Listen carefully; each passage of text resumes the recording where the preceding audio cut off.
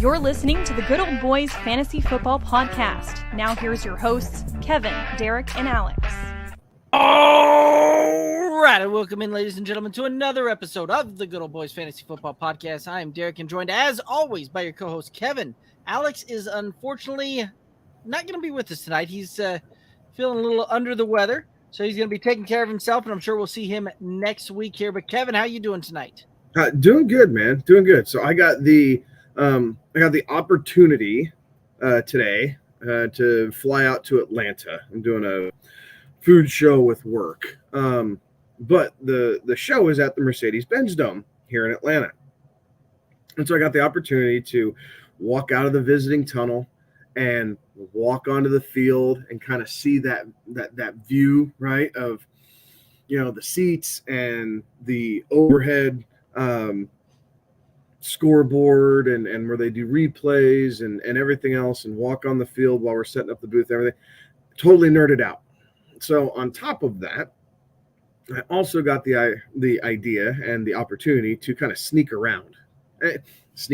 walk around the underbelly of stadiums, if you will, and kind of their loading docks and their kitchen and some of the, even just the restrooms that they have down there. It's crazy just how massive they are. But I also came across the equipment closet and I snapped a little picture of that and I sent it to you and Alex. That was really cool just to see all the stuff down there. Like, holy smokes. So it's good, man.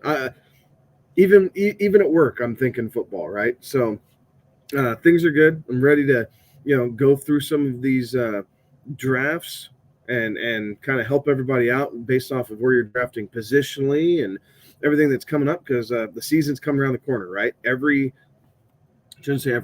Most home leagues, right? Most leagues in general are drafted starting this coming weekend and through Labor Day weekend, right? So we are down to crunch time over the course of the next 12 days. Most fantasy football leagues will be drafted. So we're putting this out, ton of content. Go over to YouTube. We have all the player profiles. We've done draft strategies. We've done tier rankings, all this stuff. So make sure you hit that like and subscribe button. Go over to YouTube, check it out, search the player that you're looking for. You can see, the boys' take on everything. And as always, if you have questions, hit us up. We love to get involved and help out how we can. No, absolutely. I sat there and I was getting ready to go, and all of a sudden the frog jumped in the throat there. So it was a lot of fun there. But absolutely right. Like, we are fully into draft season. We actually just got done releasing the last player profile that we had in the queue tonight for you right before the show went live. So all of the boys' thoughts out there are on the on the YouTubes there.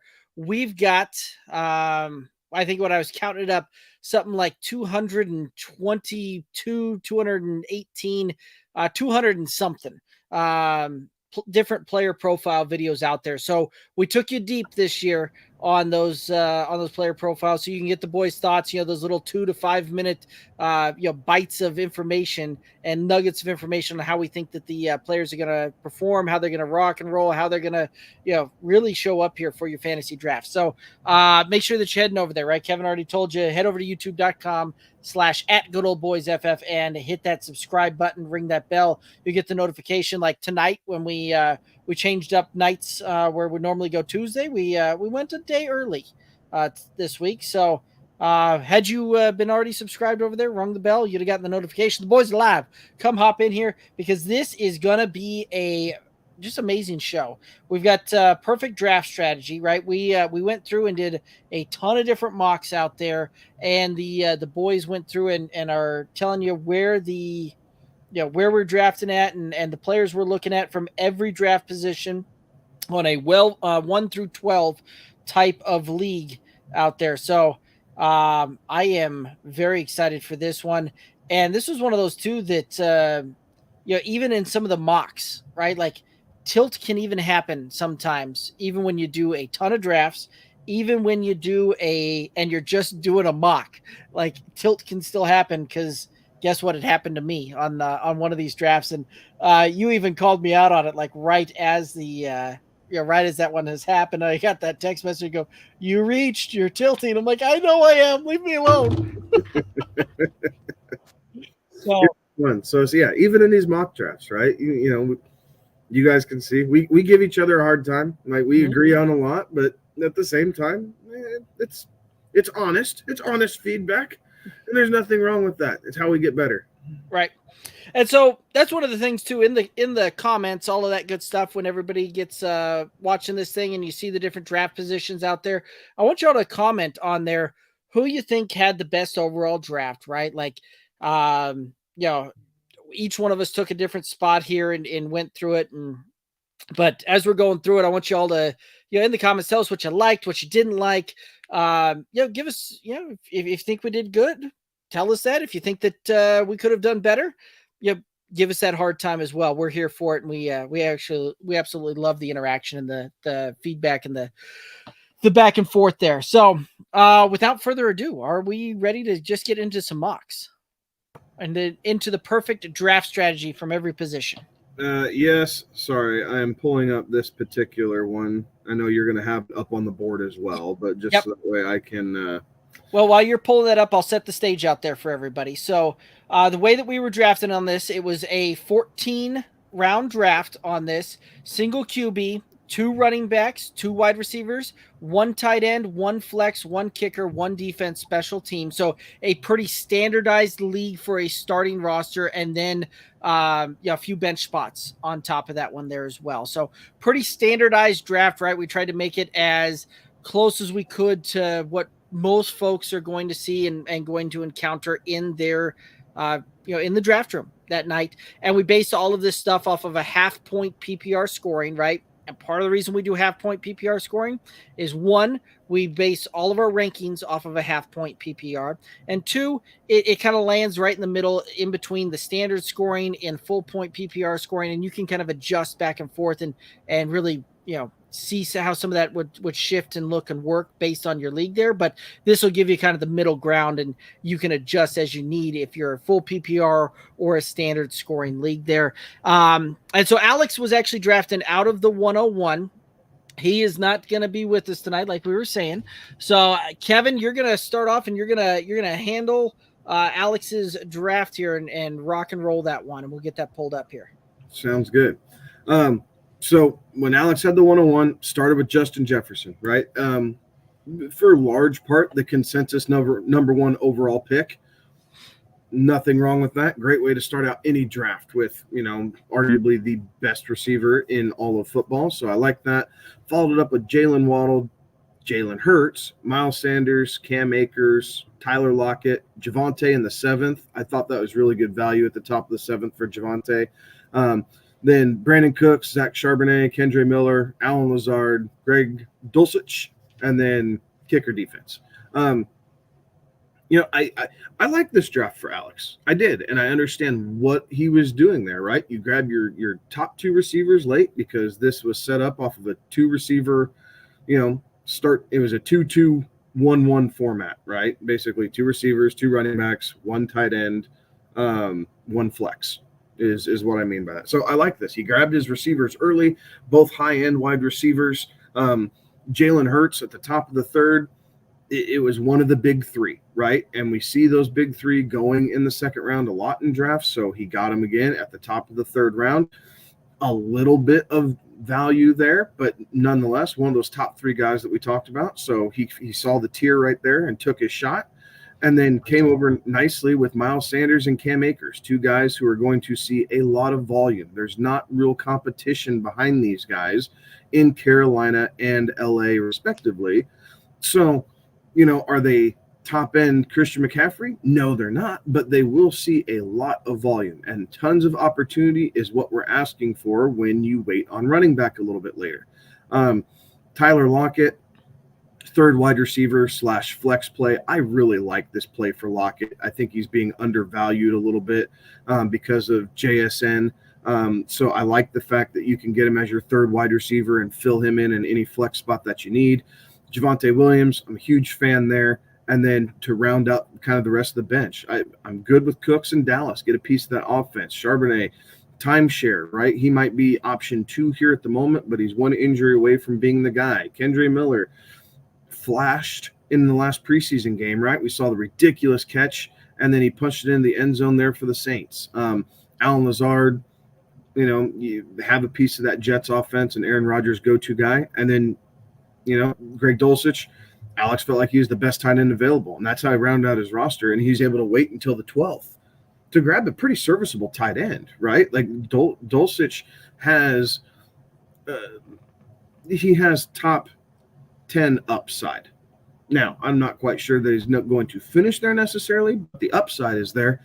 And, why the heck not in the 12th round, take a guy with some upside and run for it. So, this is our guide of things to look for in this range for the 101. And I thought Alex did a really good job with this draft. Yeah, I was a big fan of it, right? Like really kind of going through, like exemplified a pretty good like zero RB type of strategy here, right? Like you go out, you get a, you get a difference maker, positional advantage 101, right? You follow it up with Jalen Waddle, who again, high end type of ceiling, and Jalen Hurts, who, tier 1 type of quarterback. So, you've, going through your tiers, you've kind of separated yourself out there in some absolutely fantastic drafting, I thought, out of the 101 for Alex. There's maybe a couple of things when it got into the bench, I might have gone a little bit different there, but overall, like, I really liked the way that he rounded out the roster and really kind of brought this thing home, and really kind of solid, especially for starters and his kind of first guy up off of the bench to replace some of those starters as well. So I really think that he did a great job there too. All right. Oh, that's one. Sorry. The way this draft went, Sanders, Akers, and then Damian Pierce all went 3 in a row, right? So Right. 4-12, 5-1, 5. Again, it's that same tier, guys. So just a little peek behind the curtain. I think I might have gone Damian Pierce over Cam Akers, but I see nothing wrong with Cam Akers if you like what he's doing in this Sean McVay offense, right? Like he seems to be out of the doghouse, and I understand the allure to that. He is explosive. He played well down the stretch last year, so I get it. But if you're more of a Damian Pierce fan, you could have grabbed him in this 4-5 turn as well in this setup and would have been just as well off, right? I think at that point it's apples to apples. It's just the guy you like more. For Alex, it was Akers. Absolutely. All right, let's go ahead and head over to the 102, and that's where you were drafting out of. So, I took Jamar Chase. Jefferson went first there, so I went with Chase, have a piece of that offense. I liked it. Tony Pollard came back to me. I was really happy with Pollard as my top running back. Then I went Calvin Ridley. I really like Calvin Ridley and what he's going to be capable of here in this Jacksonville offense. After Ridley, again, Miles Sanders in that 4 spot, right? Consistency, right? We see Miles Sanders, if you're liking him or if you're waiting a little bit on running back, going the back end of the 4th. Instead of my first back, though, he's my second. It changes the dynamics of the roster. Justin Fields at 502, it was kind of the end of that tier for me, right? And so I liked the value that I was getting for Justin Fields there. I felt like I could build a good roster throughout with him there, and I feel like I did. Followed that up with Darren Waller. Get that high volume tight end, a tight end that could potentially lead this team in targets for New York at the end of the 6th round. So I was happy there. I think initially I was looking at running back, and the running backs that I liked were off the table. So I waited on that, and the one that I was possibly considering, James Cook, fell to me in the 7th, right? A guy who has been going in the 6th round, so I get a little bit of value there as he's creeping up closer to the start of the season as far as ADP goes. Grab him in the 7th to round out my wide receiver room, and then then it's fun, right? Gabe Davis, high end guy who is getting kind of lost in the weeds, if you will, on draft day. So went Gabe Davis, Cortland Sutton, 2 wide receivers that I like. I think they average a lot of value there. Cole Kmet, just in case, and I grabbed Cole Kmet a little earlier just because I do have a little bit of hesitation about Darren Waller's health. So this protects me, and it matches it up with Fields. So I get a little mini stack there, if you will. Elijah Mitchell, because he is one He's one injury away from CMC to being the guy in a really run-heavy offense. I like that, so I grabbed him in the 11th.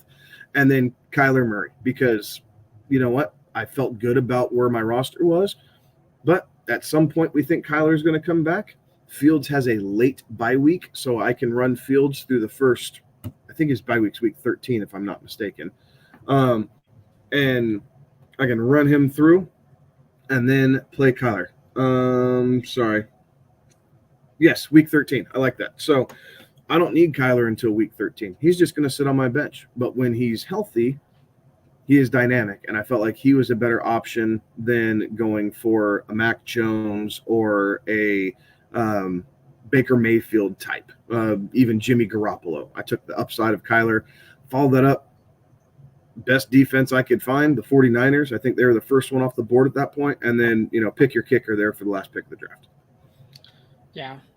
I liked it. It was, again, a very solid draft, like when you were putting that through, right? Not really any weak points, especially when you're looking at the starting lineup there, and then bolstered that up with, a lot of depth there and some pretty good depth through a lot of skill positions as well. So, there really wasn't anything when I was looking at this one that I went, maybe I would have gone a little bit different route here. I think you played the board really, really well as it fell to you. Well, thank you, sir. Cool. All righty. Any other thoughts on this one? No. Cool. All right. We're going to go ahead and head on over to the 103, and I took the 103. So this one here, I have been drafting a whole lot of kind of wide receiver early off and kind of letting the running backs fall to me as they will. But in this one here, Christian McCaffrey was sitting there at the 103, and I said, okay, let's go ahead and do that one. So kind of a little bit of a hero RB type of strategy almost with this one. So when we were going through that, Christian McCaffrey at the 301, Chris Olave took him in the second round. Really liked that one. Rounded that off with Calvin Ridley. So my wide receivers there, I felt like I've got two guys that could both get up into wide receiver one territory when it's all said and done. And even at worst, I'm dealing with two guys that are high end wide receiver twos on their floors there. So felt incredibly good about that. DJ Moore is the third, right, to back that one up, right? A very solid wide receiver two that, again, has some potential and has some upside, especially some great weeks there. The guy doing the graphics made a mistake on this one, putting James Cook here at the 503. It was James Conner that went at the 503. To kind of round out the my second starting running back there. Then I took Tyler Lockett, again adding more depth on that wide receiver look there, and then went James Cook here in the seventh.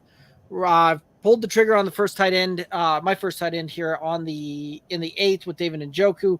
Followed that up with Kirk Cousins, and then just some depth play here when looking at Algier, Tyler Higbee, and then went Justin Tucker, the Dolphins defense, and then Jordan Love in the very last round to give me some additional depth. And looking at that too, right, I can bounce back and forth and play a little bit of quarterback by committee with Cousins and Love. Jordan Love has an incredibly juicy matchups to start the first 4 weeks of the season. Absolutely loved those. Loved how those matchups are gonna kind of fall to me there. So you get Chicago, Atlanta, like those are two guys there that should be pretty good. New Orleans maybe a little bit tougher, but then Detroit, who has been a little leaky last year, and we'll see how that if they stopgap that. But absolutely kind of loved how this roster fell into place. Any thoughts on this one? No, I do. I like the roster. I like the high end upside of these starters, right? McCaffrey, Olave, Ridley, and Moore are all number one options on that team. James Conner, we think that volume is going to be there. It's just a matter of if you trust the Arizona offensive line, right? Like that is what is the hang up on Conner. But you follow that up with another, high volume guy and a very good, I guess, a very good, at this point, bench role, right? He'd be coming off your bench with Lockett and then Cook to sub in for James Conner. If Conner slips and Cook excels, those are easily switchable. So I like it. I think overall you're probably not going to want to carry 3 quarterbacks. So maybe it's a little bit of trade bait. Maybe you just find someone that pops and you end up dropping Jordan Love. Gotcha. I only have 2 QBs on this roster. Oh, it is Cousins Love. Sorry, I read something else. Okay. Gotcha. I was making sure I didn't mess up. No, you're good. My apologies. You are too. Yeah. No worries. All right. Let's go ahead and head on over to the 104. And Kevin, you had the 104. This is probably the draft. I don't know that I loved this draft for me as much once we got into it. And I'll get into that here in a little bit. Start with Tyreek as the fourth pick, third receiver off the board. Chose to go that way instead of like an Austin Eckler. Again, in the second, followed that up with Tony Pollard. And then the third got Calvin Ridley, right? So I clearly like that 2-3 Pollard Ridley kind of combination there. I think that works. Justin Fields in the fourth, I probably reached a little bit. I could have gone some different directions. I was probably around early from doing that. And I think that was kind of a start of interesting decisions. Miles Sanders, again, to back up Tony Pollard, again, right there at the fifth. So same type of range. Another James Cook pick there at the beginning of the seventh. With Darren Waller smashed there in the middle. And then Gabe Davis, Cortland Sutton, Jerick McKinnon. In retrospect, I don't know that I would take that Jerick McKinnon pick again. I was looking for some sort of balance in the running back room, and I think I reached on that pick slightly. I should have been more patient with it. I grabbed Geno, again, just in case, right? Just this Justin Fields, if he gets injured, if his completion percentage just falls through the floor and struggles, that type of thing. So I did add that second quarterback a little earlier. And then, Dolphins defense kicker, and then Zamir White. Now, this, with what we did last week, right? Zamir White was starting to be the pick for me late in drafts because we keep getting closer to it, and Josh Jacobs hasn't shown up yet. Now, there's reports that he will, right? This is the latest news. But at the time of doing this, there wasn't. So I was taking late flyers on Zamir White because if he's going to be the guy for a 14th round value, that atones for a lot of sins throughout the draft. If you can pick up a guy in the 14th and he ends up being one of your starting players, or at least into a flex spot in multiple weeks, that's great value there. So it could atone for it if Jacobs doesn't show up. But even if he does, there's no guarantee that he's going to be healthy, right? You might need, or in shape, I think is what I want to say, in shape. So you might need Zamir White for the first couple seasons if you're a Josh Jacobs owner. Fair enough. Alrighty. And then Alex had the 105. We're going to switch some things around here real quick. Just because there we go. All right.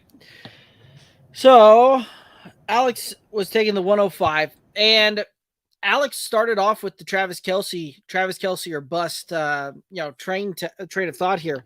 So he went to 105, Travis Kelce, followed it up with Amon-Ra St. Brown, Jalen Hurts in the third, Amari Cooper in the fourth. Really kind of like the way that he rounded that one out here, and really kind of going with that true zero RB type of strategy here. You've got some really good receiving options. You've got your difference maker at quarterback there. J.K. Dobbins, Rashid White, Mike Williams, A.J. Dillon, Khalil Herbert, Alan Lazard, Daniel Jones, Nico Collins, the Ravens defense, special teams, Matt Gay is a kicker. So really, kind of solidified some pretty good things there from a deal that, or from how he ended up playing this one out there. J.K. Dobbins, Rashid White, definitely two guys that should see plenty of volume and are guys that, you should be able to be, kind of move through and cycle through and be able to round out that running back room there to play that off and start with. The one that had I done this one, I would have done different. I would have gone somebody different than Mike Williams in the seventh. I would have looked at, I probably would have gone with another running back there. And then, because right after Mike Williams, James Cook, David Montgomery went off the board. So I would have probably looked there and then looked at wide receiver in probably the eighth round, looking at, a Jordan Madison, George Pickens, Mike Evans type of play there on how that one kind of came to play. But overall, I thought that he put together a pretty good draft here and really brought that thing home very, very well. All righty, let's go ahead and move on over to the 106 here. And I had the 106 when I was going through it, and really kind of went kind of a different strategy here. Almost went a hero wide receiver on how this one played out here. But Tyreek Hill sitting here at the 106 said, yes, please come on our roster. Let's go ahead and make some things happen. And then followed it up with 3 straight running backs, Derrick Henry, Najee Harris, Joe Mixon. So realistically, I got 3 RBs here in rounds 2, 3, and 4. And if things play out well and well for these 3 guys, these are all 3 guys that could finish into RB1. Being able to roll those guys out there week in, week out as your RB1, 2, and your flex. So was absolutely astounded by that, very happy with that start there. Jerry Jeudy in the 5th, being able to take that wide receiver and kind of play things off there. Really pick up Jerry Jeudy as a second wide receiver. I've been liking him as my 3rd wide receiver on a lot of rosters, but with that running back start there, felt very comfortable taking him, especially when I paired that up with Brandon Ayuk in the 6th. So, through 6 rounds, 3 running backs, 3 wide receivers, and feel a very solid core on all of those there. James Cook was available in the 7th, so I took that shot there. And there were some guys still in the 7th that normally I would probably look at a little bit different. David Montgomery was there. I might have gone that route. Like he was certainly in consideration, but again, kind of with the 3 RBs I already had there from a skill set perspective and how I wanted to construct that roster, I wanted to go with a pass catching type of guy, type of back, and a back that's going to do a lot of damage out of the backfield through the passing work. So, kind of change things up there. Went Tua in the 8th. So definitely getting a quarterback that has top 10 upside there. Really like that one. Cortland Sutton in the 9th. This one here was one that, I really like the value of Cortland Sutton in the 9th there, pairing him up with Jerry Jeudy. Yeah, it's a little bit risky, a little bit there, but I could always pair up and make some trades later on down there. Cole Kmet, Romeo Dobbs, Tyler Higbee, the Patriots defense, and Brandon McManus to round that out as the kicker and defense there. Any thoughts on this one?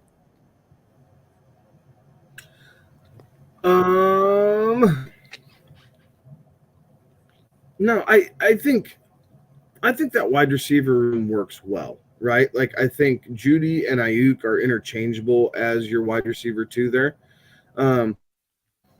Quite frankly, I know we kind of talked about this.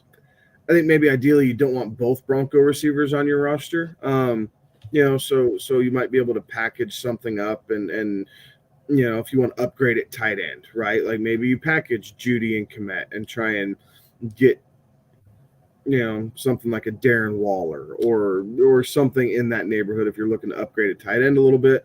But other than that, I like Dobbs, right? Like we think Dobbs is going to end up kind of leading that team. So you have some value there. I know we both really like Sutton as well.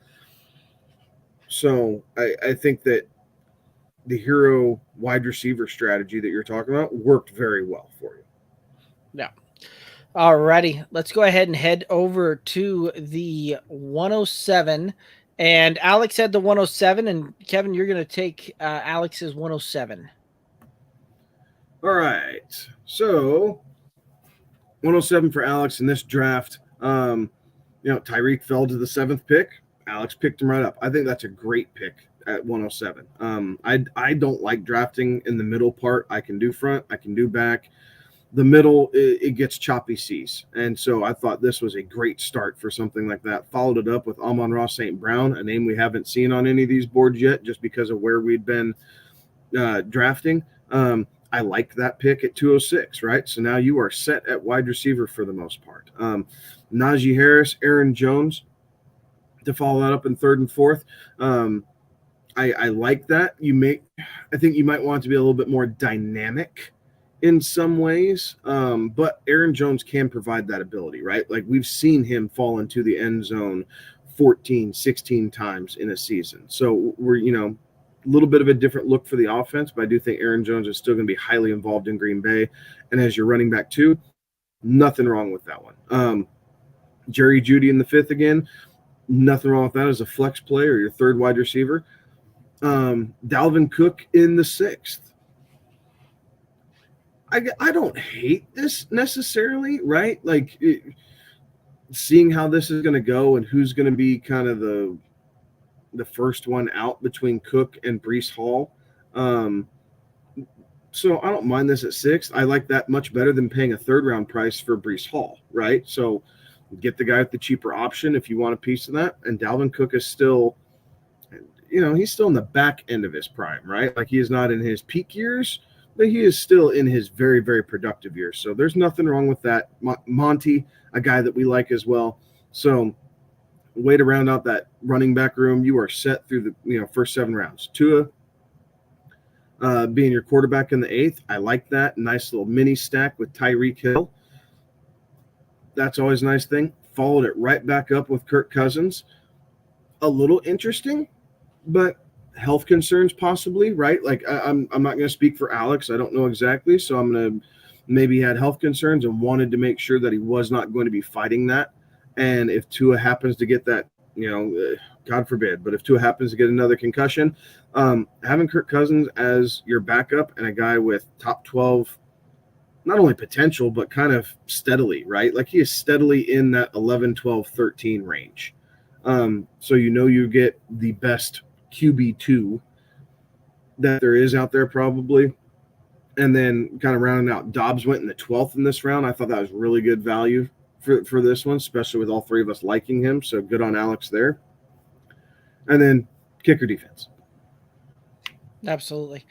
This was I think this was the only draft that Alex did that Alan Lazard didn't end up on his roster. Like that was kind of the common theme through all of that. Like that was one of his dart throws late was always the Alan Lazard move. And like, this was the first one that I don't think that he ended up with Alan Lazard on. Nobody picked his boy Adam Thielen.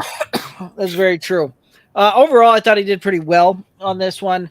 Really kind of solidified a lot of, added a lot of good depth in there, but his starters definitely kind of came out to play on this one here too. So I think that he'll be set out of the 107. And I agree with you too when you're talking like the middle of those things. There's a lot of draft positions, kind of going through some of this that I've really liked drafting out of.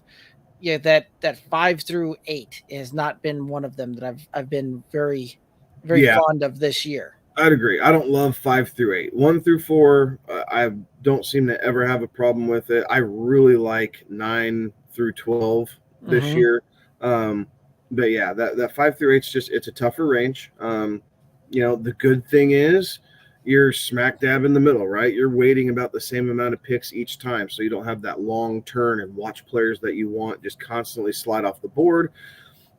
The bad side of it is it's hard to – you have a harder time and really have to understand your draft room and people you're drafting with to take some of these players, right? Like if you really wanted David Montgomery, right? Like he's a guy that has been going in the middle to back end of the 6th in a lot of drafts. So you have to make that gamble that he's going to get back to you in the 7th if that's a guy that you're really targeting. So It worked out for him, but just kind of one of those instances, right, where you have to read the room a lot better in the middle of a draft than you need to on one of the bookends, because there's 22 picks in between the time you finish selecting and then you get to select again. There's a lot that happens there. In these, you're talking 12, 13 picks. Cuts that in half, and you're able to make decisions or try and make decisions of what you can gamble with and what you feel like you need to have, and maybe you reach that half a round a little bit more often here in the middle to ensure you get the guys on your roster you want. Absolutely. All right, let's go ahead and move on over to the 108. And you were drafting out of the 108. Yeah, fun time with this one. This board looked a little bit different than things that I have been doing in some areas. So Bijan fell to 108. I picked him up. You know, if I'm okay with having a piece of Bijan, right? Like, I like Nick Chubb, I like Saquon Barkley, I like Bijan, but they're all kind of right there. So if you want to change it up a little bit, great. And that's what I decided to do. So start with Bijan. Garrett Wilson fell back to me at 205. I love that. I thought I was, feeling really good about myself after these first two picks. Joe Mixon in the third. And then Amari Cooper in the fourth. I went Mixon there because I didn't love the receivers that were sitting around me at the back end of the third round at that moment. I'm not a Debo.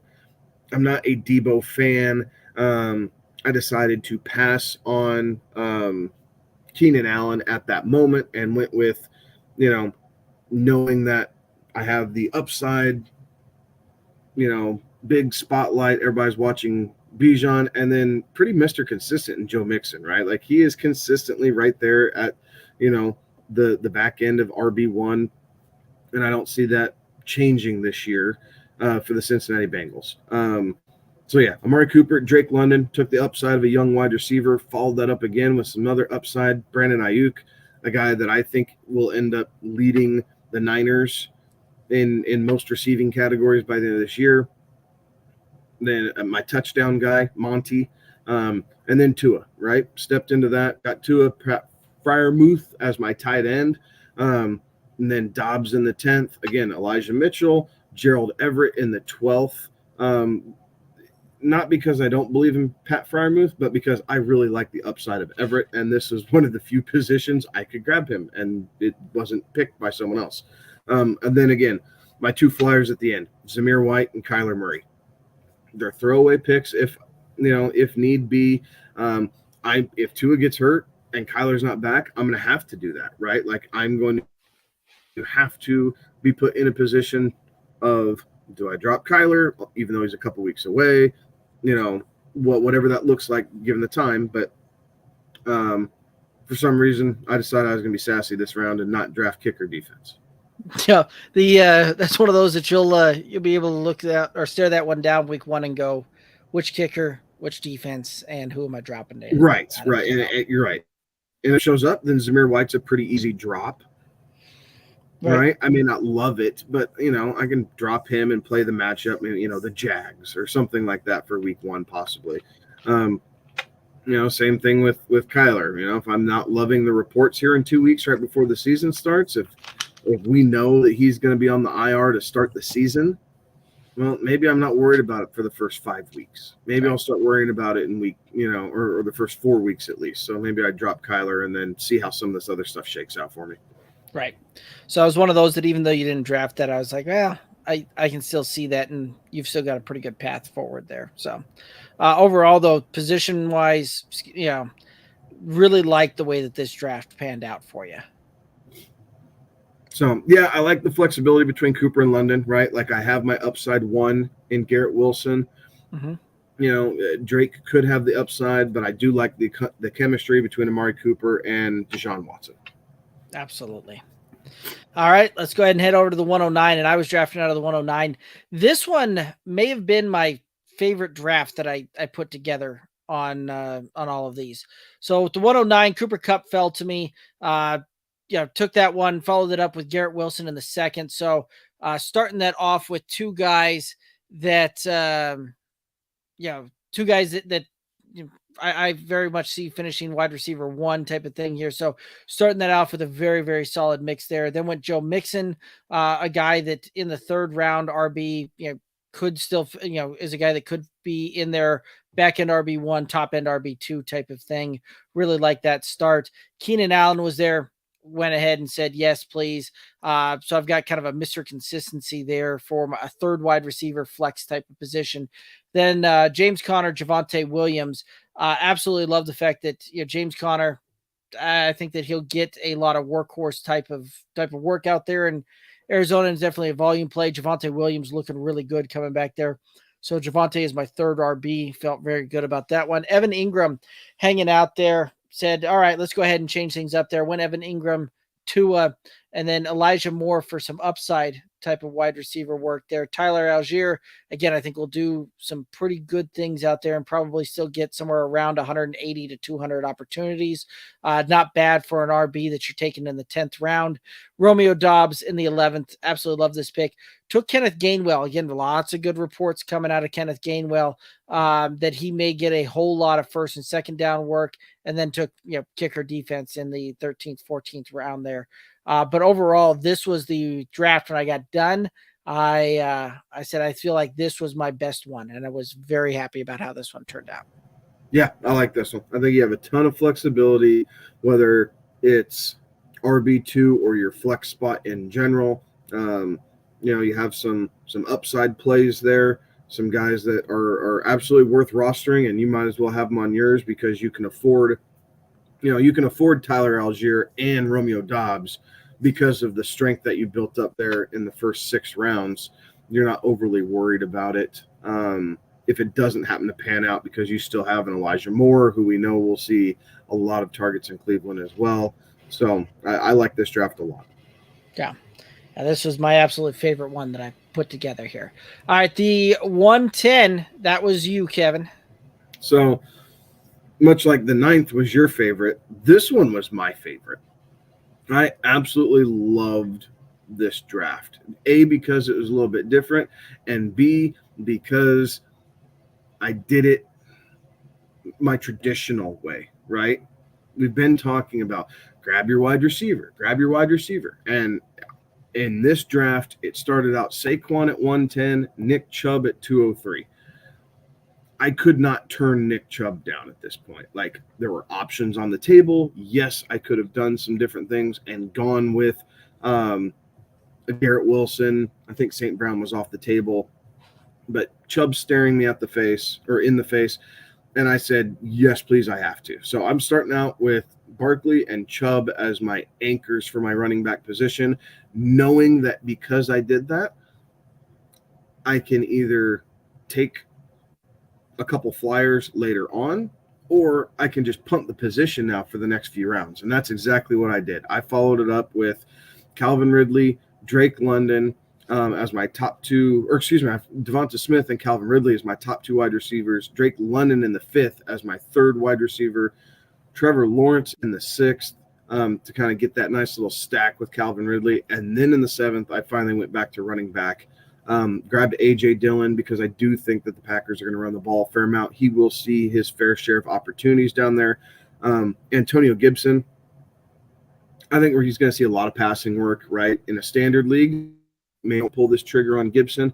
I probably look at Brian Robinson a bit more, but with it being a half point and even more in a full point, Gibson works really well for me there. And then Elijah Moore, Daniel Jones, again, because I felt like I had my roster, or excuse me, Elijah Moore than Dalton Schultz as my tight end. And I felt like I was set enough at those positions. I didn't want to double tap tight end. So I decided to pivot and go Daniel Jones, a little bit of keep away for some folks in the league possibly. And then Niners defense, Tyler Bass in the 12th and 13th because of where I was drafting. And then in the 14th round, again, picked up Zamir White because of the Josh Jacobs situation. Yeah. I really like this one too, right? Like you just kind of solidified RB and then just were able to put together a really, really good roster around that one. And really, through the first 4 rounds, like I don't know that could have gone any better for you. Like there was 0 things that I could think that you could have changed that out to have improved this roster, especially through those first 4. Yeah, well, and because in my rankings, I have Ridley ahead of Devonta Smith, right? So I was playing the board a little bit. This was that gamble that you're able to take at the back end that is harder in the middle, right? I knew that there were 4 picks that had to happen between Devonta Smith and me being able to select Calvin Ridley. So I gambled on that a little bit, and lucky for me, it worked out because, like I said, I have Ridley ranked higher. If Smith would have been gone, I would have taken Ridley at 310 and been perfectly fine with that. But the way it fell, it made it super easy for me just to follow my board, go through it, and take a slight gamble there on receivers that I have in the same tier, just one guy slightly ahead of the other. and the gamble paid off. Yep, I like it. All right, let's go ahead and hit up the 111. I had the 111 here, and this one was another one that I felt really solid about walking away from. But Nick Chubb at the 111, right? Like, I think Nick Chubb probably finishes as RB3 overall this year. Like, that's just kind of how I see him playing it. So with him taken as a last, kind of late round, first round pick, absolutely love that value there. Followed it up with CeeDee Lamb to get my wide receiver 1. Followed that up with Keenan Allen. So again, I've got two guys that have a lot of kind of just consistency there, wide receiver. Then went Joe Burrow, right? And kind of how I see that one playing out there. I've got Joe Burrow as QB4. So taking him in the 4, it's felt pretty good there. Followed that up with Javonte Williams, Rachaad White. So feeling really solid about that RB room. 6 rounds in. George Pickens in the 7th. George Pickens, a guy, not going to surprise me if we look up at the end of the season. Actually, he's kind of taking over wide receiver 1 in Pittsburgh there. Followed that up with A.J. Dillon. So again, right, just adding some depth there. Elijah Moore in the 9th. Felt pretty good about that, right? A little bit of an upside type of shot. Samaje Perine, right? I get the handcuff for Javonte, and Samaje's got standalone value on top of that. So felt really good there. Taking the double tap here, and this is a move I really like doing kind of late in the 11th, 12th, waiting on tight ends, and then double tapping Tyler Higbee, Gerald Everett. Did the double tap here. Went kicker defense to round out 13 and 14. But walking away from this one also felt very, very solid about this draft position as well. Yeah. So the strategy with the tight end, I really like, again, on the bookends, right? It's really hard. It's harder to do that because of A, where these two guys are drafted, and B, that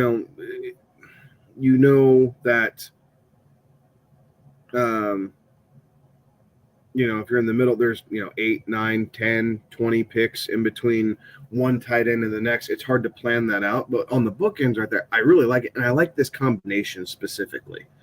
Like, I really do like this combination. You're going to play matchups just a little bit, but I think this combination works, that between bouncing back and forth between the two of them, you are basically going to end up with kind of tight end 7 or 8 type production throughout the year if you're playing your matchups correctly. Yeah, I like it. All right, and Alex had the 112, and so with the 112, with A.J. Brown, Patrick Mahomes, Travis Etienne, Jahmyr Gibbs, Alexander Mattison, Dallas Goedert, George Pickens. So kind of through the 7, like, this was one of those that I certainly wouldn't have gone this route on this one, but looking back at it, I can certainly see the upside and see the path forward with this one. I'm not overly excited that I've got my George Pickens as my second wide receiver on this one. But you're going AJ Brown, Patrick Mahomes, you've got to kind of solidify that running back room there, and went through and did that.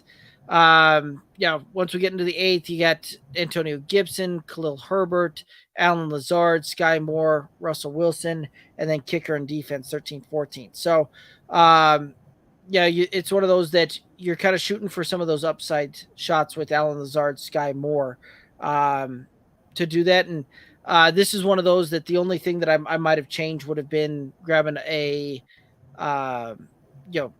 really solid wide receiver 2, probably in rounds 4 or 5, and gone it a little bit differently. But overall, I think this is still a roster that you're going to be able to compete with. Yeah, absolutely. Absolutely. And there's enough pieces here that you can trade. You can make some trades, right, if you need to, because you have the bench strength and everything else to, pair some guys up or whatever and upgrade at a position of need. So it's a different looking roster, right? Like, that's just kind of how Alex saw it fit. Again, he wanted to draft one of these top 3 quarterbacks, but when you're on the book end, again, at the back end, this is kind of what you get not stuck with, but this is what it looks like coming back to you, right? Like, you take a Travis Etienne because Joe Mixon was just out of reach, and Ramondre Stevenson was already gone, and Najee's already gone. So he's kind of the last person of that tier, and then felt like you needed to follow it up with Jahmyr Gibson, right? Or Jahmyr Gibbs, excuse me. Again, another guy that you haven't heard us talk about a whole lot. We are not necessarily on that train, but Alex felt like it worked for his, and he went for the upside, right? Really young. This roster's really young. Mm-hmm. AJ Brown, Etienne, Gibbs, Pickens, Herbert, Sky Moore, all these guys are really young. So it has a lot of breakout potential for what this roster is, and you are extremely, and not, I don't mean this in a bad way, but you're extremely loaded at the top, right, with AJ Brown and Patrick Mahomes. So you know you're going to have for all intents and purposes, you feel like you have a top 7 wide receiver, potential being top 5, and you feel like you have the best quarterback right there. Yeah, absolutely. All right. Any other thoughts here on the the perfect draft positions? No, I mean, this was a fun exercise, right? Like Right. this was something fun, something a little different, but I think it shows the variety and the different ways to go, right? We saw some zero RB, we saw some hero RB, we saw some heavy RB, we saw the same thing with wide receivers. We saw quarterbacks going late, like Patrick, or like what we did with Tua, right? A couple different times, grabbing Tua in the 8th. Mm-hmm. I think it was about as late as we did go with our first quarterback, and then as early as the 201 with Mahomes. So tons of different things to look at from this point of view, and ways to see this draft come throughout. And obviously, it's not ever, shouldn't say ever, it's not going to fall exactly like this most of the time. We understand that, but it's the idea of the guys who are going to be in that area, the possibilities, what your roster could look like, and as you build it through the first 3 or 4 rounds, what you need to look at in rounds 6 through 10 to kind of finish rounding it out before you start worrying about kickers and defenses. Right. And that's something else too, right? Like I constantly see, guys go through and draft make sure that they've got all their starting positions filled, and, continually see folks draft a defense kicker in rounds 10, 11, take it like those types of things. Or, they've got their starting wide receivers, starting running backs filled out, and then they got to go grab a tight end, to make sure that they're getting the tight end in the 5th or 6th round type of thing. Like, you can do it. You certainly can. Just, that's one of the things too. You've got to look at overall roster construction on that one, and that's kind of the thing that as we get going through season long, right? And we have folks tuning in, and they're like, "Hey, I need help with this roster. How do I do this? How do I flip this? How do I try and make a trade or make a waiver ad, or what does this look like? How do I try and fix this roster?" Those usually tend to be kind of some of the most common things we see, is that folks went a little bit too early on a tight end. Folks went a little bit too early on defense, special teams, and they missed some of the value that they could have gone for in the depth plays of those positions there. And so, kind of a hidden nugget tip there. Make sure that you're really going for full roster construct, not just trying to fill out your roster. Make sure you've got all your starting lineup positions filled before you start looking at at roster and bench and that kind of stuff there, right? Like, yes, I get it. You're drafting bench players, but your third wide receiver is going to put up more points consistently week in, week out than your kicker is, than your defense and special teams is. Like, there is some of that roster construct that you really want to go through and really play out there and really balance out there as well. So that was kind of one of the other things too that I thought was very interesting as we were going through that. It was one of those, like, we highlighted on some of these things that it turned out that we went a 0 RB or a wide receiver hero or running back hero or whatever type of strategy that was not one of those that we handcuffed ourselves into. We had to try that strategy out going in, right? Like the construct that we had for ourselves here was, you've got to go out and you're drafting a championship roster, right? Like, you're drafting a roster that's going to allow you to contend and compete for a championship this season on that one, and just kind of allowing the board to fall to you as it will. And I think probably at every single one of these draft positions, we were always looking best player available and best roster construct available there as well. And it just happened to be that it fell into a hero RB or a hero wide receiver or RB heavy or zero RB or whatever that looked like. And so that's one of the things that point out there as well for folks that are looking for some strategies and tips and things like that. Don't just get yourself handcuffed into, I saw this guy on YouTube tell me I've got to draft a zero RB because that's how I'm going to win my league. Take the best player available more often than not, and you'll be able to look up at the end of that draft and go, aha, I've got a roster that can compete here. And if nothing else, and you're a little bit overloaded in a position here, a position there, trading is fun. And you can help improve your roster through some of those trades as well. But you'll find a lot funner time trading and a lot better trade offers if you've got guys that are, other people want, instead of, just trying to worry about, going for a specific strategy. And you've got, your third RB is a guy that would be the fourth or fifth or sixth RB on somebody else's roster because you had to go after this specific strategy. Like, don't handcuff yourself in there is what I'm trying to say. So no, I completely agree. Any other thoughts on any of that? No, not that I can think of here at the moment. Awesome. So we're going to kind of pivot here because we've also got some top 5 lists that we were going to go through, and we're going to talk about our top 5 draft values. Some folks in the industry would call those sleepers, and we've also got our top 5 fades. And it's not necessarily that we're fading guys because we don't believe in the talent or we don't like the player or whatever. This is always a fade off of their current ADP, and how we tend to construct rosters. We don't necessarily agree that they're going to be able to return value at that ADP there. And there's other guys that we would look at there as well. So kind of one of the constant themes that I see when folks ask us questions or comment on some of those player profile videos and things like that has far more to do with the draft capital and the ADP than anything to do with the player on that one. So just keep that in mind as we go through those things. And that way everybody on the same page there. But let's go ahead and start it out here. And by the way, we got so into this one, we're going to give everybody a bonus, right? We said top 5 values. Well, there's a bonus one here at the end, so make sure that you stick all the way through on this one. But Kevin, do you want to start us off here on the number or one of the best values that we see in draft capital right now? Yes.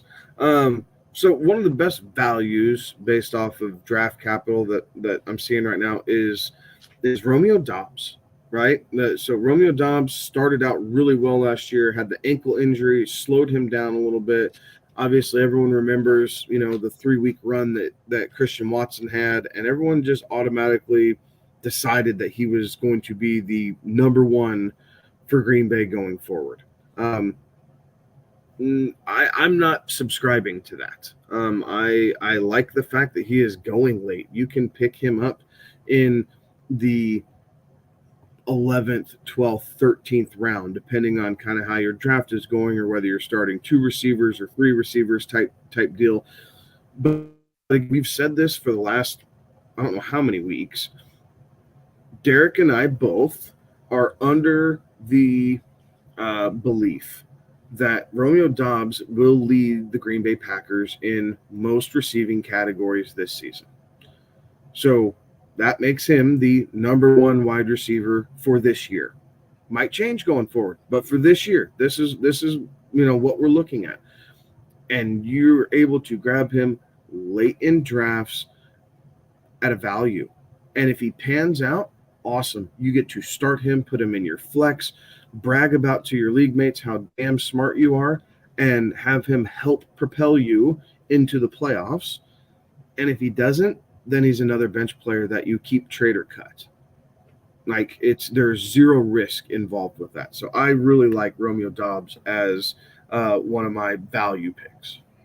Absolutely. I like that one. A guy that I've got out there as well that we're very high on here is David Montgomery, right? Like David Montgomery is a guy that has just performed year in, year out for fantasy. He's been behind a bad offensive line in Chicago his entire career, has the upgrade. Detroit has one of the best offensive lines in all of football this year, and he gets to run behind him. And oh, by the way, I think that he's going to eat. He's going to get tons of opportunity. I really see this being a similar Jamal Williams type of role that he's going to play in Detroit there, and a steal in your draft at the 7th, 8th round type of draft capital that you're putting up for David Montgomery there, and especially for a guy that can go out and put up double-digit touchdowns for you this season. So absolutely love the draft capital on David Montgomery. Yeah, I like that a lot. Going down to kind of the third guy on our list, very much in the same range, Javonte Williams for the Denver Broncos. This is not just a homer pick, guys, right? Like, we waited this long because we wanted to see what he looked like. We were doing our research. We had heard good reports. We knew he was practicing. Then he got cleared for contact and everything else. And then to see, is he 100% back? I don't know that you could say he's 100% back just yet, but I would tell you that he will be 100% here in the beginning parts of the season. And with as much as Sean Payton's going to want to run the ball and stay balanced on offense, right? Not put too much on Russ, not put the offensive line in bad positions, make good decisions with the football, all those things. Javonte Williams is going to have a really good year. And for a guy that you are able to pick up in the middle to back half of the 6th through, if you're really lucky, the middle of the 7th round, right? That's kind of the window he's going in. I have no problem grabbing him at the very beginning of the 6th and just calling it good. So I really like Williams. I like what he's going to be able to do here in this Denver offense. And I think he, at this point, is a guy that provides a ton of value, especially if you're waiting on running back. Absolutely. Like, absolutely love that. And he looked really good in the preseason game there too. So, another guy, right? And this is one of those that folks are going to start saying that that these are the hometown preference here and preferentials. But Cortland Sutton's another guy that you can consistently get in the 9th, 10th round, and for a wide receiver that has slimmed down, right? He's slimmed down a little bit here. Really great reports coming out on how he's adapted to the Sean Payton offense, sees himself in and sees how he's going to kind of fit into this thing. Cortland Sutton's a guy that you can pick up in the 9th, 10th round that could get all the way up into back end wide receiver 2, top end wide receiver 3 type of territory, and can be a guy that very much in consideration for spot starts and flex type of play. Yeah, so the production that we've enjoyed out of Keenan Allen the last 4 seasons, that is the role that Cortland Sutton is going to play for Joe Lombardi in this offense, right? And yes, there's going to be Sean Payton twists, which is why we're saying, back end of wide receiver 2. We're not claiming that he's going to jump up into wide receiver 1 territory. We're being realistic about this, but where the value is and the role that he's going to be playing within the offensive constructs that are now in Denver, major value there for Cortland Sutton. Absolutely.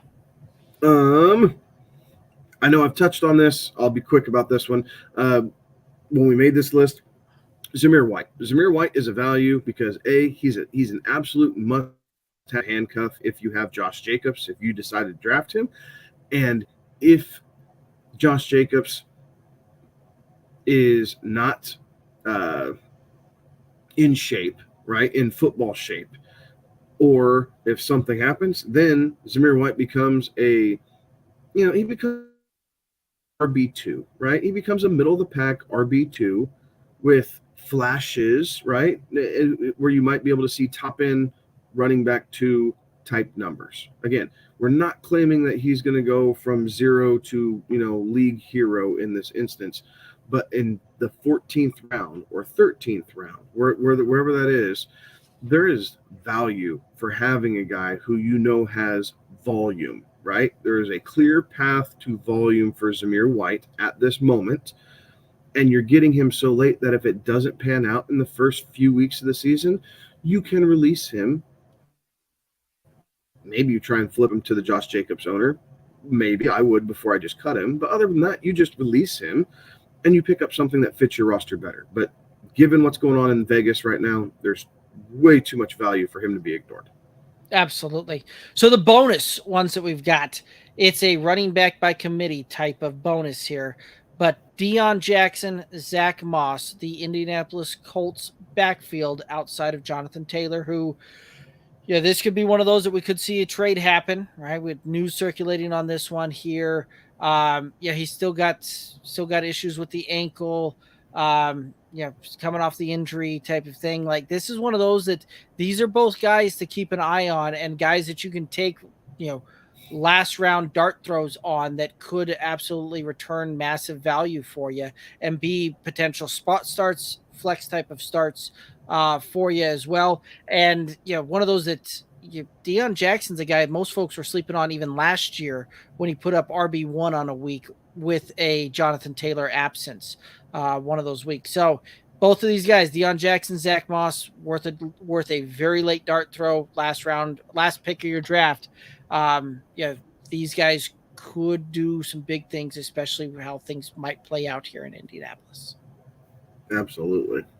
Cool. Before we get into our top fades, we're got a question coming in here from Scooby over on the YouTube. Welcome in, Scooby. I don't think I've ever seen you in the chat before, so welcome in. Let's go ahead and get your question here. Scooby's playing in a keeper league. They can keep a guy for 2 years. They kept Amon-Ra last year in the 15th and can do it again, or they could pivot to Garrett Wilson in the 11th with the potential to keep him for the next 2 years.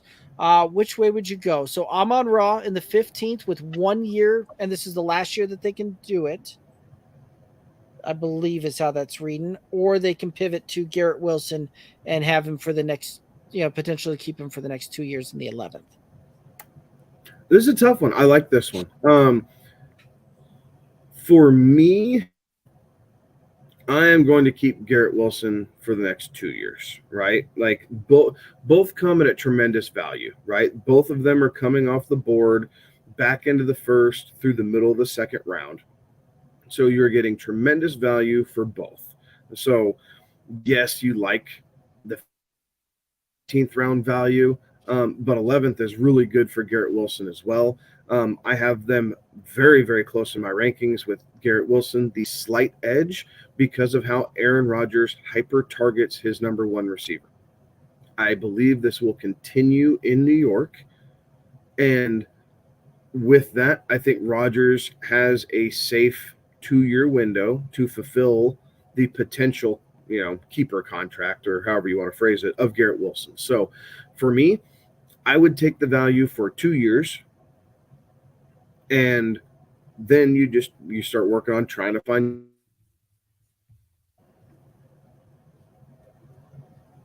Yeah, absolutely. I don't know that I've got any different, anything different here, right? Like, absolutely would love Amon-Ra on the 15th. The fact that you can keep him again, but it would not surprise me if we see, depending upon how things play out this year in Detroit, like they could be making some moves at the quarterback position here sooner than later, right? Like Jared Goff, they're getting to that point where they can kind of move off of his contract there, and if they want to go into a different direction,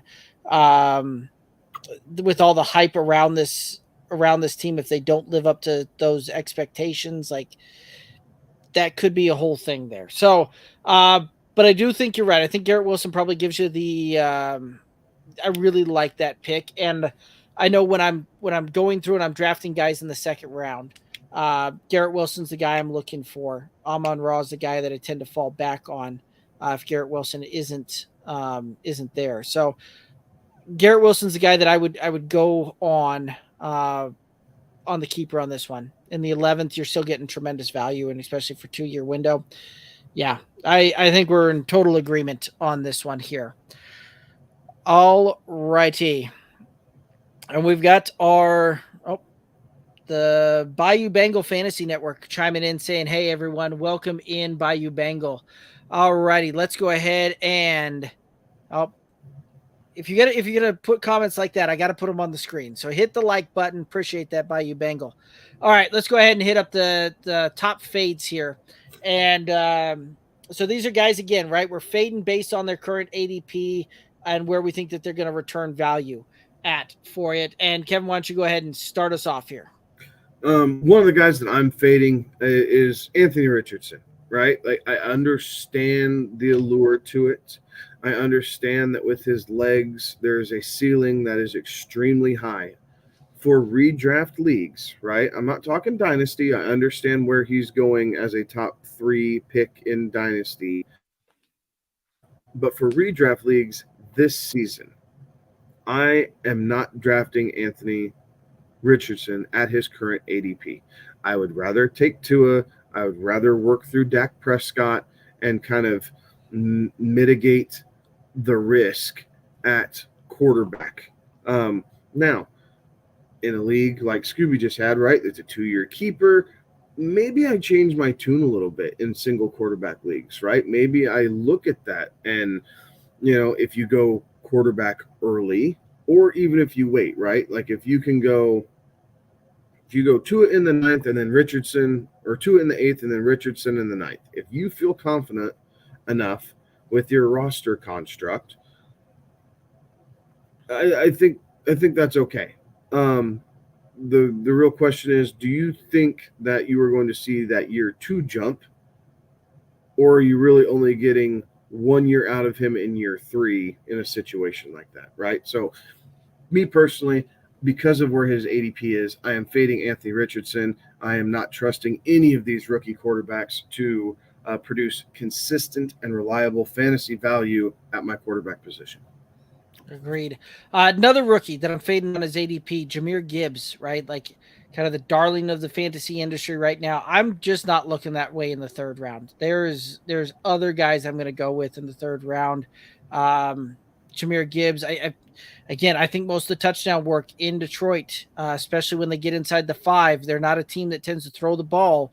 They're a team that tends to run, and I think that Monty is going to eat on those 5 zone type of rush attempts. So Jahmyr Gibbs, a guy that I'm going to fade off of his current ADP.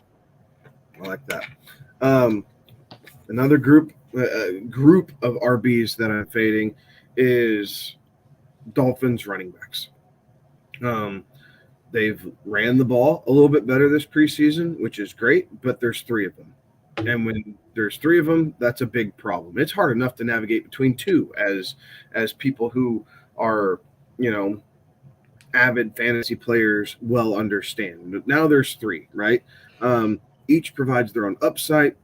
A-Chain went out last game, right? He got dinged up, pulled. Mostert looked pretty good. And then Wilson didn't play at all. So it's a convoluted backfield, and it's one that I am fading at all ADPs. I will take a flyer on Mostert in the 12th or 13th, I suppose, if I'm stretched, if I'm thin at running back. I think that's where I make my exception. But if I feel really good through the first 9 rounds of where I am on running back, I'm not looking at those Dolphins. I'm looking for high-end, high upside wide receivers. Dobbs, Sky Moore is a guy that I look at a little bit here. And then possibly pivot over to Zamir White, Deion Jackson, Zach Moss type thing towards the end of the draft. I like that. Another guy that I'm pivoting off of and fading on his current ADP is Deebo Samuel. Right, this is a guy that I honestly think that Brandon Ayuk probably actually outperforms Deebo at the end of the season when it's all said and done here. So I'm going to take the wide receiver 2 out there in San Francisco, Brandon Ayuk over Deebo Samuel in most of these drafts, and feel very confident in that decision. Very good. And another wide receiver to add to this list, I'm fading Christian Watson. Right, I don't think that Jordan Love is going to target Christian Watson the way that Aaron Rodgers felt like he had to. I think that There's a reason we have Romeo Dobbs on the value list and Watson on the fade list, right? One's too high and one's too low. That being said, it's not that we don't like Christian Watson. He's an athlete. He's a lot of fun to watch, and we've seen he can put up wide receiver type numbers. It's just at the ADP. I want him 2 rounds later, right? With not really knowing how this is going to work out with Jordan Love, with him not really doing anything in the preseason to speak of as far as statistical output and what that looks like with the connection and the chemistry between Christian Watson and Jordan Love. All these things make me want to fade him. Now, I might end up with him on a couple rosters if I'm able to grab him at the value that I perceive is accurate, which, is going to be closer to that seventh, eighth round. But a lot of times there's a running back right in that round that I like anyway. So I'm choosing a lot of running backs over Christian Watson, just due to the fact of Rashad White and Javonte Williams and David Montgomery are all kind of going in this area. And if I can get one of those guys as a third or possibly second, but third running back, I'm going to take that avenue and I will find wide receivers elsewhere that have upside. Absolutely. Mike Williams is the bonus guy here that I'm fading. And especially for redraft, a lot of it is I just don't want to ride the up and down waves that it comes with the Mike Williams experience on that. Riding the injury bug. He's been banged up here the last few seasons. But quite frankly, with Mike Williams, if he's not going to fall into the end zone 9 or 10 times throughout the course of the season, so if he's not going to put up a touchdown every other week type of thing, he has not had very good fantasy seasons here. So for redraft season long, I am fading Mike Williams on current ADP. So, any other thoughts on the list there? No, I think we can add a lot to that list, right? Like on both sides. Right. I think we can add, on the values. I like Gabe Davis, right? I like Davis more the closer we get to the start of the season because he's just falling into that weird, back of the 8th, beginning of the 9th type round. That's too late for Gabe Davis. Like, he was dinged up a little bit last year, never really looked right, and the reports out of Buffalo is that he's much better coming into this season. So, you're picking a guy up who, you're getting at wide receiver 43 to 47 that is going to finish at, most likely wide receiver 26 or higher, right? There's value built in there. So, we can go through and cherry pick and continue to add guys. If you have thoughts or opinions or questions on any player in specifically before your draft, again, hit us up, let us know. We'll be happy to kind of update our opinion at times, right? Because things change, situations change. So maybe it's a little bit different than the player profile, or verify that, we still stand by what we said on this player profile. This guy is, yes, grab, or no, maybe you look for something else. Right. Absolutely. Yeah, that's the one thing too when you're looking at some of those player profiles. If you're looking at like Bears players, right, or some of these teams that were had very poor standings wise last year, a lot of those player profiles were recorded back in like May. So things have obviously changed since then. So great call out there. I think that's going to do it for us. Do you have any final thoughts out there for the viewers and listeners? Enjoy draft season, right? Tons of content around, so indulge, suck up the content. Obviously, it's your draft and your decision to make, but you use us as a tool. Let us guide, let us help, and then ultimately, you pick the guys that you want because this is supposed to be fun, right? You want this to be fun. Otherwise, you kind of lose interest in playing our wonderful game of fantasy football. So, like I said, questions, comments, hit us up. Other than that, may the draft be with you. I like that. All right, that's going to do it for us. And make sure that you're hitting us up on all those socials, Twitter, Instagram, Facebook, TikTok, all of those things at Good Old Boys FF. You can best place to support this independent podcast, head over to YouTube, youtube.com/@goodoldboysff. Click that subscribe button. We are trying to make that march towards the 1,000 subscribers, and every subscribe there helps with that. So appreciate every one of you that have already subscribed. If you're tuning in and listening to this for the first time, hit that subscribe button. Help us out. Anyway, that's going to do it for us. He's Kevin. I'm Derek. We'll see Alex again next week. We'll be back at the normal time, Tuesday, 11 p.m. Eastern. That's going to do it for us. Have a good one. Be safe. Toodaloos.